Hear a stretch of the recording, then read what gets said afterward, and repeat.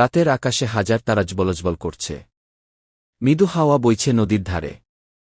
আর সেই হাওয়ার সাথে ভেসে আসছে এক মেয়ের কণ্ঠস্বর। তুমি কি জানো, আমি কখনো কাউকে ভালোবাসিনি, তবে আমার কল্পনায় এমন একজন আছে যাকে আমি সারা জীবন ভালোবেসে যাব গু। ছেলেটা চুপ করে তাকিয়ে থাকে তার চোখের দিকে। সেই চোখে অদ্ভুত এক মায়া, অদ্ভুত এক স্বপ্নের আভা।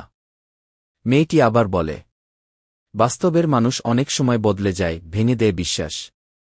কিন্তু কল্পনা, সে কখনো ভাঙে না, সে সবসময় তোমার ইচ্ছেমতো থেকে যায়। তাই আমি কল্পনাকেই ভালোবাসি গি। ছেলেটা হেসে বলে, তাহলে আমি কি শুধুই বাস্তব? আমার কি তোমার কল্পনায় কোনো জায়গা নেই? মেয়েটি ধীরে ধীরে মাথা নাড়ে। তুমি যদি আমার কল্পনার মতো হতে পারো, তাহলে তুমিই আমার সবচেয়ে বড় সত্য। এরপর দুজনের চোখের দিকে তাকিয়ে থাকে। চারপাশে অন্ধকার, কিন্তু তাদের ভেতরে যেন আলো জ্বলে ওঠে। ভালোবাসার আলো।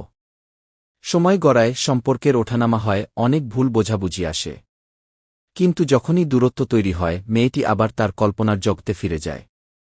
সেই কল্পনার ভেতরেই ছেলেটার হাসি, ছেলেটার যত্ন, ছেলেটার অগাধ ভালোবাসা। একদিন ছেলেটা হঠাৎ বলে ওঠে, জানো, আমি তোমার কল্পনার মানুষ হতে চাই। কারণ সেখানে আমি কখনো হারাব না, কখনো বদলাব না গি। মেয়েটি হাসে, চোখ বুজে ফিসফিস করে বলে, হ্যাঁ, কল্পনাই ভালোবাসি। কারণ কল্পনার ভেতরে তুমি আমার চিরন্তন গু। এভাবেই ভালোবাসা বাস্তব আর কল্পনার মাঝে সেতুবন্ধন হয়ে যায়। আর তারা বুঝতে পারে, ভালোবাসা শুধু স্পর্শে নয়, মনেও বেঁচে থাকে।